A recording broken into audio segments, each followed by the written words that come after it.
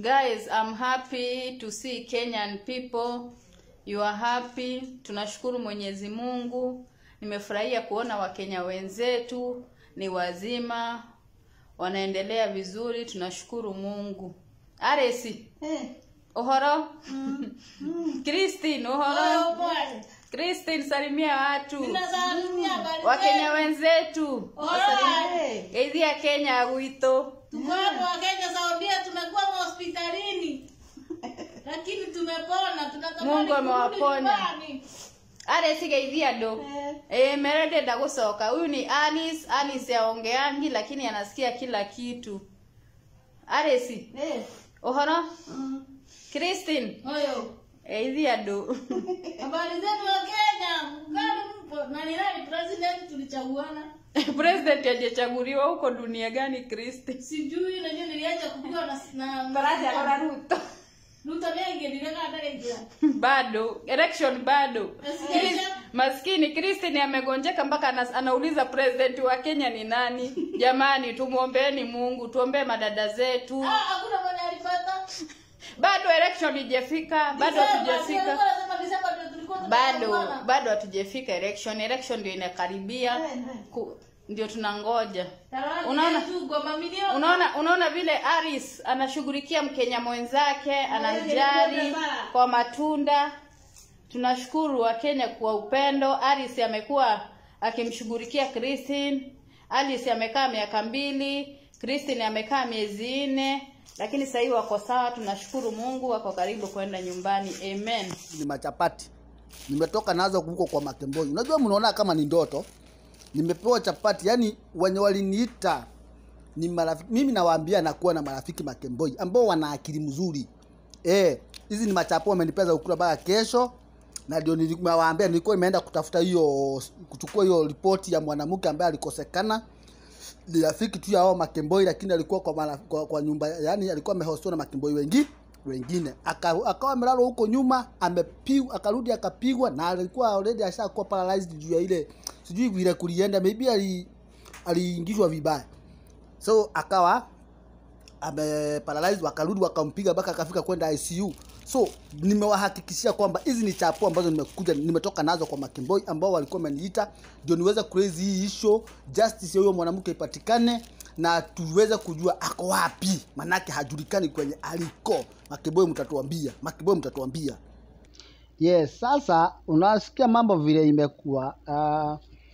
Huyu Christine vile mnamuona pale akichukua mkono juu, mwenyewe kabisa hawezi akajiongea.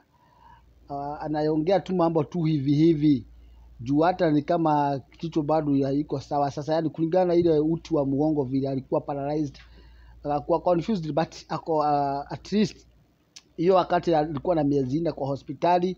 Mnaona bado mwekanya mwenzake mwingine hapo inasemekana ako na 2 years katika ile hospitali. Na unapata tangu hiyo alipofikisha miezi 8 hakuwa ipatikana tena. Na hii ndio ilikuwa video ya mwisho ambayo alikuwa amerekodiwa, hajaisikika, hajaipatikana. So Wakenya wenzetu, hii ni unyama kuwa na chuki, yani kufanyia mtu Mkenya mwenzako yani mabaya. Mnaona tu ati alidanganyiliwa vile kawaida. Nyinyi wengine huko mnadanganyagwa, mnaambiwa sijui kuja uende wapi, sijui kuja ufanya nini, sijui tuende wapi, sijui nje kuna pesa. Hivyo ndivyo tu Christine alivyodanganywa. Na alipodanganywa, Mungu wangu, akatoka nje akijua anaenda kupatana na mapesa. Alipofika nje ndio akakuja kukutana, kumbe hakusi ati ni mapesa ziko, ni mashida zaidi ziko huko. Ndio ukaona alifika akalalwa huko nyuma, yani huko Matakore. Alipolalwa Matakore, Mungu hakuwa ameumba hiyo sehemu ikiwa ya kulalwa, ya kufanya mapenzi. Kwa hivyo yeye mwenyewe alilalwa, hakuwaiweza kuamka tena. Yes, alikufa nafsi. Yes, akawa paralyzed. Sijui vile kulienda ama ni uchungu ilizidi, lakini akawa paralyzed up to wakati alilazwa hospitali. Na before apelekwa hospitali, wale Makemboi waliona ashakuwa mzigo kwao. Kwa hivyo wakaona alikuwa amesave pesa, wakaona huyu mtu labda tuue, kwa sababu hawezi kaa na mtu ambaye hajiwezi katika nyumba. Yes, wakampiga vibaya sana, wakamnyang'anya zile pesa. Na pia walipoenda pale hospitali, yani wenye walimpeleka katika hospitali walisema kwamba ati ameanguka. Sasa oneni uongo. Walimpeleka hospitali wakasema ati alianguka kwa mlango ya choo.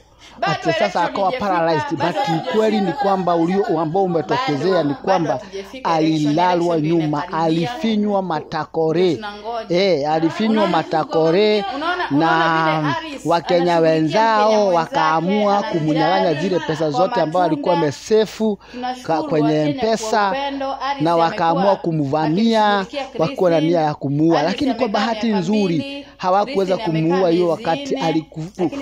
Vile alipelekwa hospitali, sasa haijulikani kama alikufia huko ama bado wako hospitali ama nini, but hapatikani.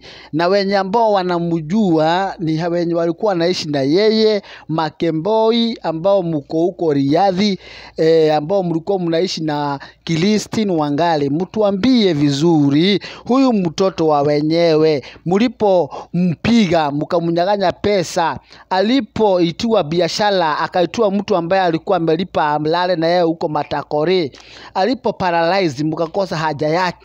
Sasa mlimtupa hospitali ni akakufia huko. Mtuambie kama alikufa. Maana unajua sisi tuliwazoea, sisi tunawajua tu. Mtu anakufa mnasahau, mnajifanya hamna utu, mnasahau. Kama familia yao itafuatilia mnasahau. Since 2020 yes, Christine alienda wapi? Na hii ni issue ambayo tutailezi kabisa, tuweze kabisa kulezi issue mpaka tupate mtoto wa wenyewe alienda wapi. Na at least video hizi ama huyu wasichana wengine wajifunze, waache kudanganyirwa ati kwamba Kemboi toroka kuja huku nje. Mimi nataka kuambia ukweli siku ya leo. Mimi nimekaa gafu for 10 years. Mimi najua chochote kuhusu hawa watu huku nje. 80% hawako kazi ni kuuza matako na kuuza huko kwingine. Kwa sababu gani? Hawana kazi. Wewe huna barua, huna dokumenti, huna kazi yako, kwani wa Saudi ni wengi aje? Kwani Waarabu ni wengi aje ambao wataweza kila mtu akikomboa anapata kazi ya nyumba? Only 20% ambao wanapata kazi, only 20%, na ni wenye ambao hawataki kufanya hiyo kazi mbovu, na ni wenye ambao walijipata katika situation ambao hawako wanafikiria. Na that's why unapata watu ambao hawataki tabia hizo huwa wanajipatiana kwa maaskari, wanarudishwa Kenya. So huyu dada yetu alijipata kwenye hiyo shida namna hiyo kwa ajili alidanganyiliwa na wao Makemboi, na akajipata kumbe biashara ilikuwa kujiuza. Na hiyo ndio inafanywa hata saa hizi kujubeli damamu wapi. Na wacha niwaambie, sisi tunafanya kazi na wanaume katika hizi kampu zetu, wanaume ambao pia ndio wameweka wanawake huko, wanaendaga huko, hata kuwaweka, wanaendaga huko kulipa hiyo ya 50 na 100. Ya 50 ni mbele, ya matakore ni 150. Kwa hivyo hata unapata sisi tunalipo pesa ya maana, na umechokora huko kwenye mapupu, umeharibiwa huko jinsi yani umeharibiwa huko nyuma, juu ya tamaa ya pesa kidogo sana. Wewe tulia, dada zetu, tulieni huko kwa contract, na waomba sana mtulie huko kwa contract. Anyway guys, subscribe kwa YouTube yangu na mshie video tuweze kupata justice ya huyu mwanamke ambaye anaitwa Christine Wangari. Tafadhali mshie. Ukiona tu, wacha kuwa na chuki, wacha kuwa na wivu. Anaweza kuwa ni kazini yako, anaweza kuwa ni dada yako. Pia mtu yenu anaweza kuja akajipata katika hiyo situation na akosekane. Sisi tu ndio tutalizi issue tuweze kumsaidia. Guys, please subscribe. May God bless you. Na wapenda lazima nitawaletea pia